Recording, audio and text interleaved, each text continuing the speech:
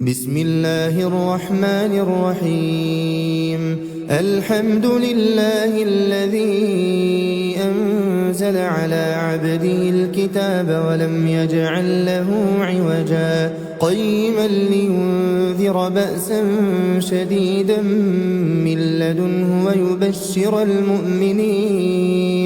ويبشر المؤمنين الذين يعملون الصالحات أن لهم أجرا حسنا ماكثين فيه أبدا وينذر الذين قالوا اتخذ الله ولدا ما لهم به من علم ولا لآبائهم كبرت كلمة تخرج من أفواههم إن يقولون إلا كذبا فلعلك باخع نفسك على آثارهم إن لم يؤمنوا بهذا الحديث أسفا إنا جعلنا ما على الأرض زينة لها لنبلوهم أيهم أحسن عملا وإنا لجاعلون ما عليها صعيدا جرزا أم حسبت أن أصحاب الكهف والرقيم كانوا من آياتنا عجبا إذ أوى الفتية إلى الكهف فقالوا ربنا آتنا من لدنك رحمة وهيئ لنا من أمرنا رشدا فضربنا على آذانهم في الكهف سنين عددا ثم بعثناهم لنعلم أي الحزبين أحصى لما لبثوا أمدا نحن نقص عليك نبأهم بالحق إنهم فتية آمنوا بربهم وزدناهم هدى وربطنا على قلوبهم إذ قاموا فقالوا ربنا رب السماوات والأرض لن ندعو من دونه إلها لقد قلنا إذا شططا هؤلاء قوم اتخذوا من دونه آلهة لولا يأتون عليهم بسلطان بين فمن أظلم ممن افترى على الله كذبا وإذ اعتزلتموهم وما يعبدون إلا الله فأووا إلى الكهف ينشر لكم ربكم من رحمته ويهيئ لكم من أمركم مرفقا وترى الشمس إذا طلعت تزاور عن كهفهم ذات اليمين وإذا غربت تقرضهم ذات الشمال وهم في فجوة منه ذلك من آيات الله من يهد الله فهو المهتد ومن يضلل فلن تجد له وليا مرشدا وتحسبهم أيقاظا وهم رقود ونقلبهم ذات اليمين وذات الشمال وكلبهم باسط ذراعيه بالوصيد لو اطلعت عليهم لوليت منهم فرارا ولملئت منهم رعبا وكذلك بعثناهم ليتساءلوا بينهم قال قائل منهم كم لبثتم قالوا لبثنا يوما أو بعض يوم قالوا ربكم أعلم بما لبثتم فابعثوا أحدكم بورقكم هذه إلى المدينة فلينظر أيها أزكى طعاما فليأتكم برزق منه وليتلطف ولا يشعرن بكم أحدا إنهم إن يظهروا عليكم يرجموكم أو يعيدوكم في ملتهم ولن تفلحوا إذا أبدا وكذلك أعثرنا عليهم ليعلموا أن وعد الله حق وأن الساعة لا ريب فيها إذ يتنازعون بينهم أمرهم فقالوا بنوا عليهم بنيانا ربهم أعلم بهم قال الذين غلبوا على أمرهم لنتخذن عليهم مسجدا سيقولون ثلاثة رابعهم كلبهم ويقولون خمسة سادسهم كلبهم رجما بالغيب ويقولون سبعة وثامنهم كلبهم قل ربي أعلم بعدتهم ما يعلمهم إلا قليل فلا تمار فيهم إلا مراء ظاهرا ولا تستفت فيهم منهم أحدا ولا تقولن لشيء إني فاعل ذلك غدا إلا أن يشاء الله واذكر ربك إذا نسيت وقل عسى أن يهديني ربي لأقرب من هذا رشدا ولبثوا في كهفهم 300 سنين وازدادوا 9 قل الله أعلم بما لبثوا له غيب السماوات والأرض أبصر به وأسمع ما لهم من دونه من ولي ولا يشرك في حكمه أحدا واتل ما أوحي إليك من كتاب ربك لا مبدل لكلماته ولن تجد من دونه ملتحدا واصبر نفسك مع الذين يدعون ربهم بالغداة والعشي يريدون وجهه ولا تعد عيناك عنهم تريد زينة الحياة الدنيا ولا تطع من أغفلنا قلبه عن ذكرنا واتبع هواه وكان أمره فرطا وقل الحق من ربكم فمن شاء فليؤمن ومن شاء فليكفر إنا أعتدنا للظالمين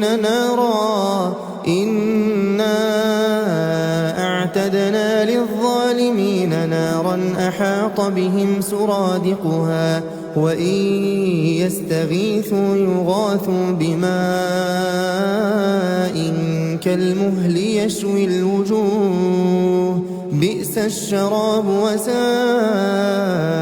مرتفقا إن الذين آمنوا وعملوا الصالحات إنا لا نضيع أجر من أحسن عملا أولئك لهم جنات عدن تجري من تحتهم الأنهار يحلون فيها من أساور من ذهب ويلبسون ثيابا خضرا من سندس واستبرق متكئين فيها على الأرائك نعم الثواب وحسنت مرتفقا واضرب لهم مثل الرجلين جعلنا لأحدهما جنتين من أعناب وحففناهما بنخل وجعلنا بينهما زرعا كلتا الجنتين آتت أكلها ولم تظلم منه منه شيئا وفجرنا خلالهما نهرا وكان له ثمر فقال لصاحبه وهو يحاوره أنا أكثر منك مالا وأعز نفرا ودخل جنته وهو ظالم لنفسه قال ما أظن أن تبيد هذه أبدا وما أظن الساعة قائمة ولئن رددت إلى ربي لأجدن خيرا منها منقلبا قال له صاحبه وهو يحاوره أكفرت بالذي خلقك من تراب ثم من نطفة ثم سواك رجلا لكن هو الله ربي ولا أشرك بربي أحدا ولولا إذ دخلت جنتك قلت ما شاء الله لا قوة إلا بالله إن ترني أنا أقل منك مالا وولدا فعسى ربي أن يؤتيني خيرا من جنتك ويرسل عليها حسبانا من السماء فتصبح صعيدا زلقا أو يصبح ماؤها غورا فلن تستطيع له طلبا وأحيط بثمره فأصبح يقلب كفيه على ما أنفق فيها وهي خاوية على عروشها ويقول يا ليتني لم أشرك بربي أحدا ولم تكن له فئة ينصرونه من دون الله وما كان منتصرا هنالك الولاية لله الحق هو خير ثوابا وخير عقبا واضرب لهم مثل الحياة الدنيا كماء إن أنزلناه من السماء فاختلط به نبات الأرض فأصبح هشيما تذروه الرياح وكان الله على كل شيء مقتدرا المال والبنون زينة الحياة الدنيا والباقيات الصالحات خير عند ربك ثوابا وخير أملا ويوم نسير الجبال وترى الأرض بارزة وحشرناهم فلم نغادر منهم أحدا وعرضوا على ربك صفا لقد جئتمونا كما خلقناكم أول مرة بل زعمتم أن لن نجعل لكم موعدا ووضع الكتاب فترى المجرمين مشفقين مما فيه ويقولون يا ويلتنا ما لهذا الكتاب لا يغادر صغيرة ولا كبيرة إلا أحصاها ووجدوا ما عملوا حاضرا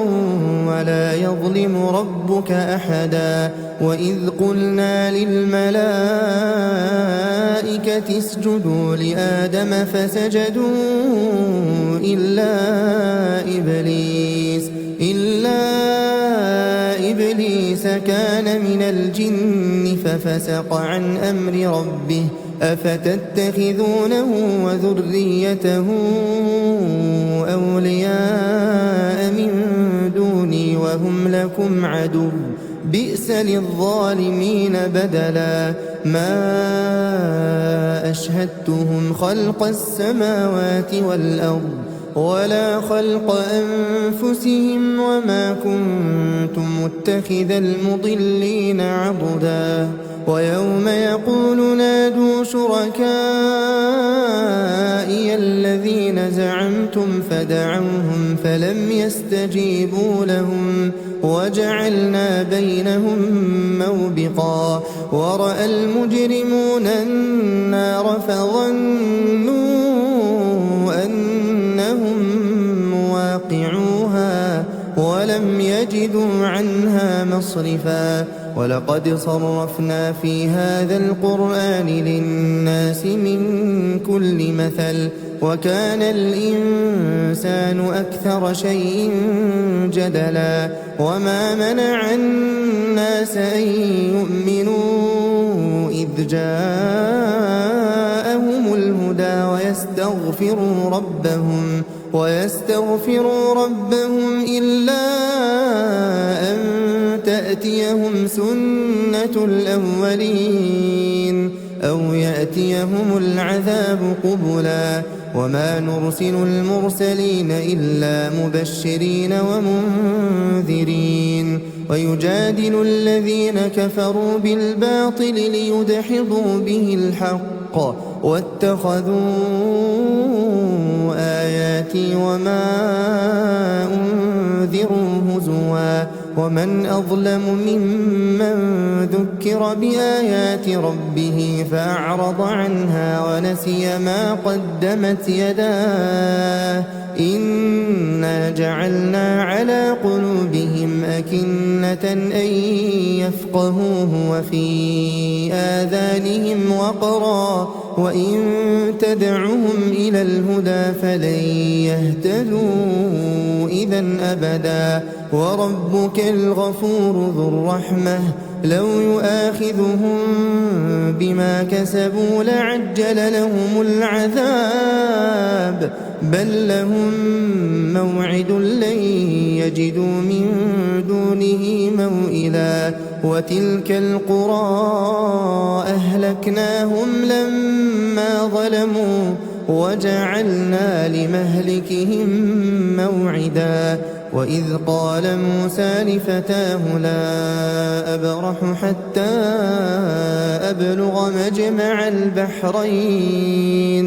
حتى أبلغ مجمع البحرين أو أمضي حقبا فلما بلغا مجمع بينهما نسيا حوتهما فاتخذ سبيله في البحر سربا فلما جاوزا قال لفتاه آتنا غداءنا لقد لقينا من سفرنا هذا نصبا قال أرأيت إذ أوينا إلى الصخرة فإني نسيت الحوت وما أنسانيه إلا الشيطان أن أذكره واتخذ سبيله في البحر عجبا قال ذلك ما كنا نبغي فارتدا على آثارهما قصصا فوجدا عبدا من عبادنا آتيناه رحمة من عندنا وعلمناه من لدنا علما قال له موسى هل أتبعك على أن تعلمني مما علمت رشدا قال إنك لن تستطيع معي صبرا وكيف تصبر على ما لم تحط به خبرا قال ستجدني إن شاء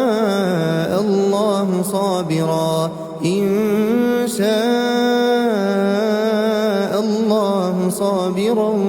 ولا أعصي لك أمرا قال فإن اتبعتني فلا تسألني عن شيء حتى أحدث لك منه ذكرا فانطلقا حتى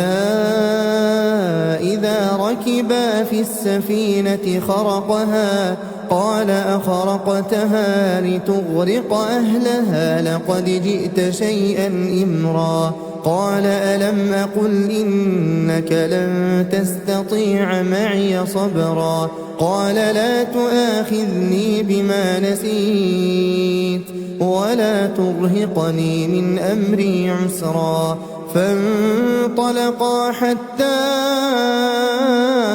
إذا لقيا غلاما فقتله قال أقتلت نفسا زكية بغير نفس لقد جئت شيئا نكرا قال ألم أقل لك إنك لن تستطيع معي صبرا قال إن سألتك عن شيء بعدها فلا تصاحبني قد بلغت من لدني عذرا فانطلقا حتى إذا أتيا أهل قرية استطعما أهلها فأبوا أن يضيفوهما فوجدا فيها جدارا يريد أن ينقض فأقامه قال لو شئت لاتخذت عليه أجرا قال هذا فراق بيني وبينك سأنبئك بتأويل ما لم تستطع عليه صبرا أما السفينة فكانت لمساكين يعملون في البحر فأردت أن أعيبها وكان وراءهم ملك يأخذ كل سفينة غصبا وأما الغلام فكان أبواه مؤمنين فخشينا أن يرهقهما طغيانا وكفرا فأردنا أن يبدلهما ربهما خيرا منه زكاة وأقرب رحما وأما الجدار فكان لغلامين يتيمين في المدينة وكان تحته كنز لهما وكان أبوهما صالحا فأراد ربك أن يبلغا أشدهما ويستخرجا كنزهما رحمة من ربك وما فعلته عن أمري ذلك تأويل ما لم تسطع عليه صبرا ويسألونك عن ذي القرنين قل سأتلو عليكم منه ذكرا إنا مكنا له في الأرض وآتيناه من كل شيء سببا فأتبع سببا حتى إذا بلغ مغرب الشمس وجدها تغرب في عين حمئة ووجد عندها قوما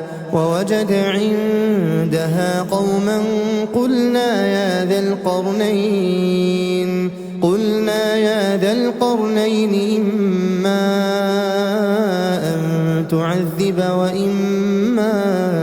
أن تتخذ فيهم حسنا قال أما من ظلم فسوف نعذبه ثم يرد إلى ربه فيعذبه عذابا نكرا وأما من آمن وعمل صالحا فله جزاء الحسنى وسنقول له من أمرنا يسرا ثم أتبع سببا حتى إذا بلغ مطلع الشمس وجدها تطلع على قوم لم نجعل لهم من دونها سترا كذلك وقد أحطنا بما لديه خبرا ثم أتبع سببا حتى إذا بلغ بين السدين وجد من دونهما قوما لا يكادون يفقهون قولا قالوا يا ذا القرنين إن يأجوج ومأجوج مفسدون في الأرض فهل نجعل لك خرجا على أن تجعل بيننا وبينهم سدا قال ما مكني فيه ربي خير فأعينوني بقوة أجعل بينكم وبينهم ردما آتوني زبر الحديد حتى إذا ساوى بين الصدفين قال انفخوا حتى إذا جعله نارا قال آتوني أفرغ عليه قطرا فما استطاعوا أن يظهروه وما استطاعوا له نقبا قال هذا رحمة من ربي فإذا جاء وعد ربي جعله دكاء وكان وعد ربي حقا وتركنا بعضهم يومئذ يموج في بعض ونفخ في الصور فجمعناهم جمعا وعرضنا جهنم يومئذ للكافرين عرضا الذين كانت أعينهم في غطاء عن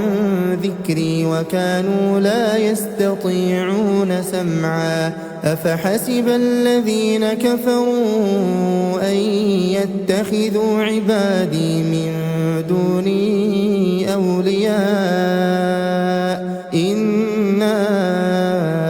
أعتدنا جهنم للكافرين نزلا قل هل ننبئكم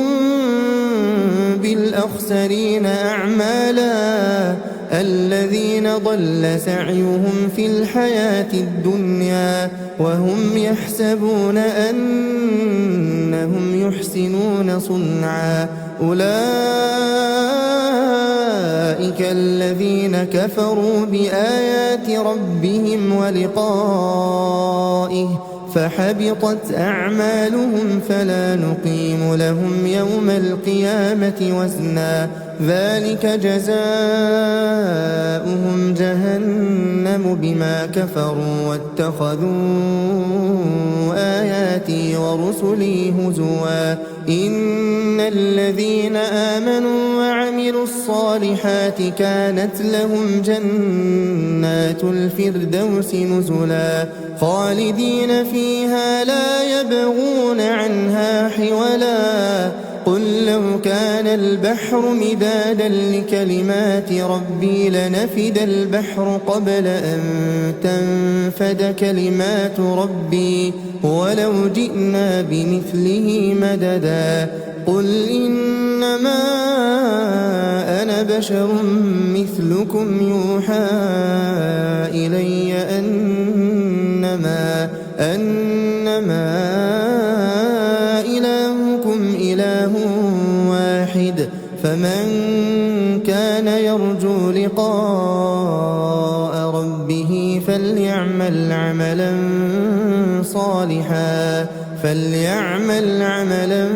صالحا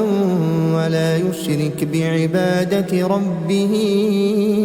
أحدا.